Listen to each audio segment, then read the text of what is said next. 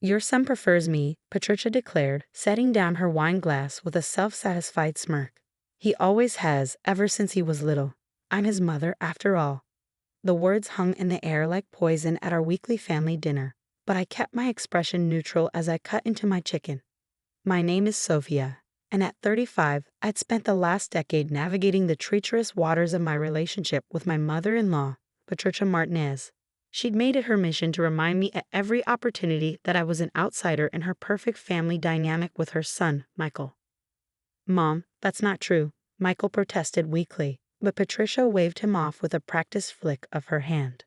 Oh honey, remember last week when you chose to help me with my garden instead of going to Sophia's art exhibition? Actions speak louder than words. She threw me a triumphant glance across the dining table. I took a slow sip of water, thinking about the leather-bound diary hidden in my tote bag. The one I'd discovered 3 days ago while helping Patricia clean her attic. The one she had no idea I found, let alone read. Actually, I said carefully, Michael and I are hosting a family reunion next month. We'd love for you to help with the planning, Patricia. Her eyes lit up at the prospect of taking control, just as I knew they would. Well, of course, dear, you'll need my help to make it perfect. You know how particular our family is about traditions. Our family. The phrase made me want to laugh, considering what I'd read in that diary. The diary had been tucked away in an old hat box, buried under yellowing newspapers from 1993. I'd only found it because I'd accidentally knocked over the box while reaching for Christmas decorations Patricia had insisted we needed to sort through in the middle of summer. The first entry was dated June 15, 1993. I can't keep lying to everyone. James isn't Marcus's father. I don't know how much longer I can keep this secret, but I have to. The truth will destroy everything. Marcus, Michael's father, had passed away 5 years ago, never knowing the truth about his parentage. Patricia had built her entire identity around being the perfect Martinez family matriarch, keeper of traditions and bloodlines. But her diary told a different story. Sophia? Michael's voice pulled me back to the present. You okay? You seem distracted. I smiled at my husband, the man who'd always stood by me despite his mother's constant undermining. Just thinking about the reunion, I said truthfully, there's so much to plan. Patricia launched into a detailed analysis of what we'd need to do, where we'd gone wrong with previous gatherings, and how she helped us avoid embarrassing the family name. Each time she emphasized family, I thought about the diary entries that would shatter her carefully constructed facade. We'll need to display the family photos, Patricia insisted. The ones showing 4 generations of Martinez men. It's important to remember our heritage. I nodded, thinking of the photo she prized most. The one of Marcus as a baby with his father, the man who, according to the diary, wasn't actually his father at all. And of course, she continued, we'll serve traditional Martinez family recipes. Sophia, dear, I know you try, but you never quite get them right. Let me handle the cooking. Michael squeezed my hand under the table, his usual response when his mother criticized me. But this time, I didn't eat his comfort. I had something more powerful than Patricia's barbs. I had the truth. As we cleared the dishes, Patricia cornered me in the kitchen. I know what you're trying to do, she said, her voice low. Hosting the reunion, playing the perfect daughter-in-law. But remember, I'm the one who raised him. I'm the one who knows all our family secrets. I met her gaze steadily. We all have secrets, Patricia. Some just take longer to come to light than others. Something flickered in her eyes, uncertainty, maybe fear, but it passed so quickly I might have imagined it. She patted my cheek condescendingly. Oh, sweetheart, you really should learn your place in this family. As we drove home that night, Michael apologized for his mother's behavior, as he always did. I don't know why she's like this with you. She wasn't always so controlling. I thought about the diary entries describing the young Patricia, terrified of losing her position in the prestigious Martinez family, desperate to keep her secret. People do extreme things to protect what they think they might lose, I said. What do you mean? He asked. Nothing specific, I replied, patting my bag where the diary sat. Just something I've observed. By the way, I have some ideas for the reunion. I think it's time we did things a little differently. Michael smiled, clearly relieved I wasn't upset by his mother's behavior. Whatever you want, honey. It's about time we made some changes to these family traditions anyway. If only he knew just how many changes were coming. I had a month to prepare for the reunion, and I intended to use every day of it. Patricia had spent 30 years building her life on secrets and lies, using them to maintain her control over the family. She thought she was untouchable, the keeper of family traditions and secrets. But as I learned from her own written words, the biggest secrets have a way of coming out, especially when someone knows exactly where to look. The family reunion wouldn't just be about displaying old photos and serving traditional recipes. It would be about truth, long buried but finally ready to see the light of day. I just hoped Michael would understand why I had to do this. Some truths hurt, but lies poison entire generations. It was time for the Martinez family to face reality, whether Patricia was ready or not. That night, I stayed up late reading more of the diary entries, each page revealing new layers of Patricia's deception. The truth about Marcus's father was just the beginning.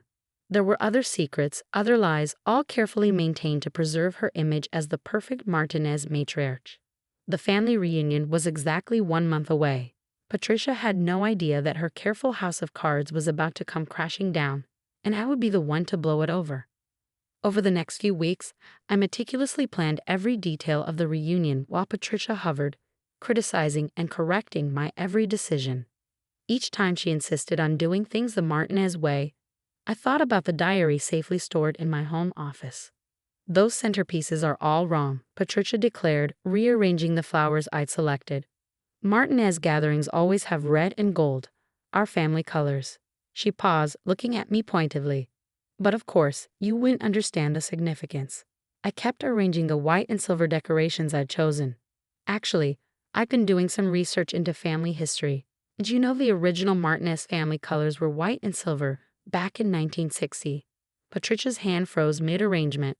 That's not possible. We've always used red and gold." "No," I said quietly, "you started using red and gold in 1993, right after you married Marcus." The color drained from her face, but she quickly recovered. "You're mistaken."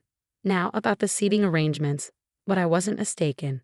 The diary had detailed how Patricia had systematically changed family traditions after her marriage, erasing the old to establish her new narrative.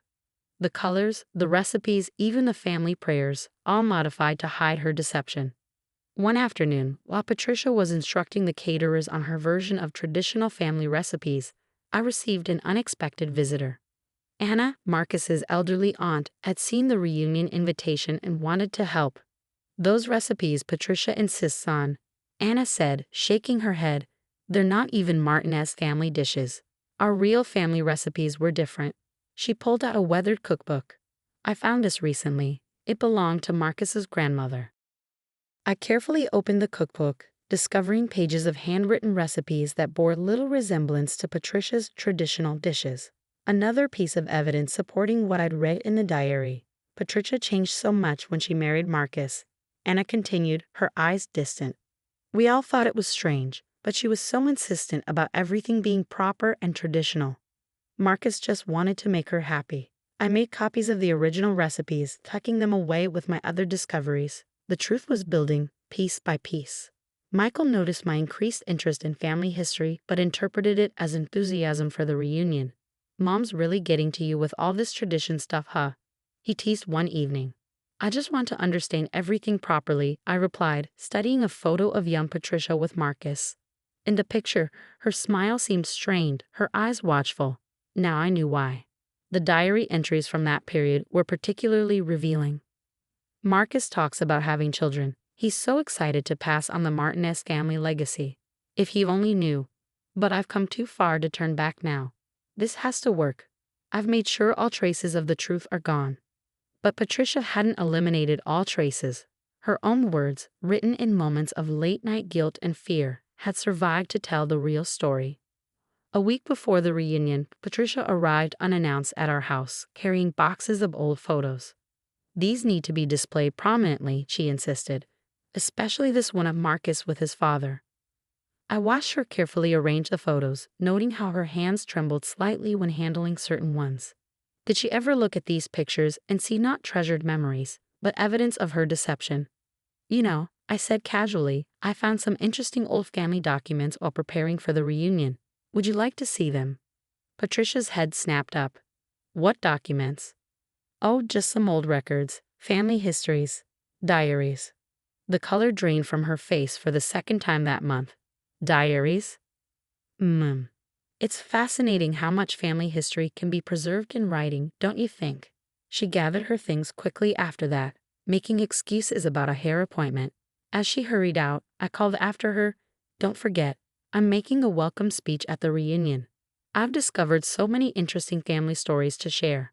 That evening, she called Michael, complaining that I was interfering with family traditions and needed to be stopped. Michael, as usual, tried to mediate. "Mom's just protective of family traditions," he said after hanging up. "Maybe we should let her handle the reunion her way." I took his hand, looking into his worried eyes. "Trust me, Michael. Everything I'm doing is for the good of this family. Some traditions need to be examined in the light of truth." He looked confused but didn't press further. My husband's trust in me would be tested soon enough. As the reunion drew closer, Patricia's attempts to control the event grew more frantic. She called daily with demands and changes, each one aimed at maintaining her version of family history. But with every call, every visit, every criticism, I stood firmer in my plans. The diary's final entry, dated just weeks before her marriage to Marcus, read, "Tomorrow I become Mrs. Martinez. Everything is arranged perfectly. No one will ever know the truth. This is my family now, and I'll do whatever it takes to keep it that way." But Patricia's time of keeping secrets was coming to an end. The reunion was 3 days away, and I had prepared everything. The original family recipes, the old photographs I'd discovered in Anna's attic, and most importantly, the truth that would finally set this family free from decades of lies. I just hoped that when the dust settled, there would be something left to rebuild. The day of the reunion arrived bright and clear. Family members from across the country gathered in our backyard, which had decorated with the original white and silver colors. Patricia arrived early, her face tight with anxiety as she surveyed my arrangements. "It's not too late to fix this," she hissed, clutching her purse. "We can still do things the proper way." I smiled calmly. "Everything is exactly as it should be, Patricia." The afternoon progressed with traditional Martinez family warmth, children playing, adults catching up, and endless plates of food being passed around. I prepared both Patricia's versions of the family recipes and the original ones from Anna's cookbook, labeling them New Tradition and Classic Tradition. When I noticed several elderly relatives tearing up over the classic dishes, saying they tasted just like their mother's cooking, Patricia's face went pale. Finally, it was time for my welcome speech. As I stood up, holding the leather-bound diary, Patricia's eyes fixed on it with recognition and horror. "Family means everything to us Martinezes," I began, watching Patricia grip her wine glass tightly. "It means love, acceptance, and most importantly, truth." I pulled out the old cookbook Anna had given me. I spent the last month discovering our real family traditions, the original recipes that somehow got lost. I paused, meeting Patricia's desperate gaze. The true stories that shaped who we are. Patricia stood abruptly, but Anna gently pulled her back down. "Let her finish, dear," Anna said firmly. 30 years ago, I continued, this family welcomed someone who was afraid. Someone who thought she had to create perfect new traditions to be accepted. Someone who didn't realize that love doesn't require perfection. Understanding began to dawn on several faces, including Michael's. Patricia sat frozen, tears streaming down her face. "Patricia," I said softly, "you didn't need to change everything about yourself or this family to belong. You didn't need to hide the truth about Marcus's father or create new traditions to cover old pain. You were enough, just as you were." The gathered family members exchanged shocked looks, but I noticed something surprising, not anger, but compassion, especially from the older generation. "I found your diary," I explained gently, "but I'm not here to expose or hurt you. I'm here to say that it's time to let go of the lies. Time to be free." Patricia buried her face in her hands, shoulders shaking. Michael moved to comfort his mother, but Anna beat him to it. "Oh, Patricia," Anna sighed, embracing her. "We've known for years. Marcus knew too, at the end. He loved you anyway." Patricia's head snapped up. "He knew?" Anna nodded. "He said love makes its own family, blood or not.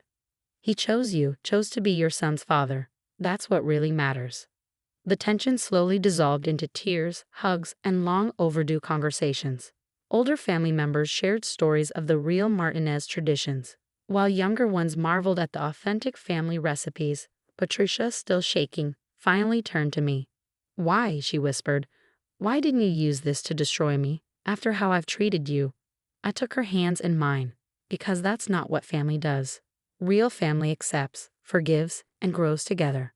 I learned that from the Martinezes, the real ones, not the perfect image you tried to create. Michael wrapped his arms around both of us. "Mom," he said softly, "I love you. Nothing changes that. But maybe it's time to let go of trying to be perfect and just be real." Patricia nodded slowly, decades of tension visibly leaving her shoulders. "The real recipes are better anyway," she admitted with a weak smile. "I never could get them quite right." As the sun set on our gathering, the family had transformed. Gone was the rigid adherence to Patricia's invented traditions, replaced by a genuine celebration of both old and new. Children ran around learning original Martinez games, while Patricia, finally relaxed, shared stories of her own childhood. "You know," she said to me later as we cleaned up together, "I think I've spent so long being afraid of losing this family that I forgot how to actually be part of it." I handed her a plate to dry. "Well, now you can start fresh. No more perfect Martinez matriarch, just Patricia, exactly as you are." She paused, then said quietly, "Thank you, Sophia, for finding a way to tell the truth that didn't break us."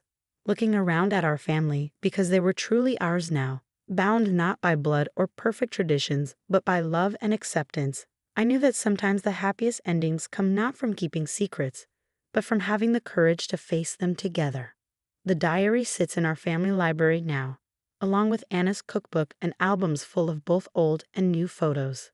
They tell the real story of the Martinez family, not perfect, not always traditional, but always, always real. And Patricia?